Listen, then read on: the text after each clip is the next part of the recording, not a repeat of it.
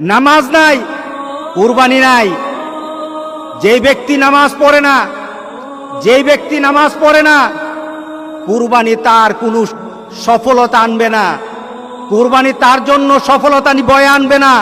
নামাজ নাই, কুরবানি হবে না তার, নামাজ ছাড়া কুরবানি হবে না। এটাই ধারাবাহিকতা।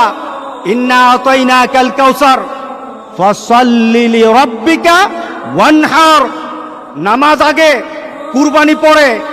আর আমাদের সমাজে এমন মানুষ আছে নামাজ পড়ে না কিন্তু লক্ষ লক্ষ টাকা দামের কুরবানি ছাড়ে না। তার মানে কি? সে দিন বুঝে না, সে ইসলাম বুঝে না, মুহাম্মদ সাল্লাল্লাহু আলাইহি সাল্লামকে দেওয়া আল্লাহর ঘোষণাও জানে না, ইব্রাহিম আলাইহিস সালামকে দেওয়া সেই কুরবানির নীতি জানে না।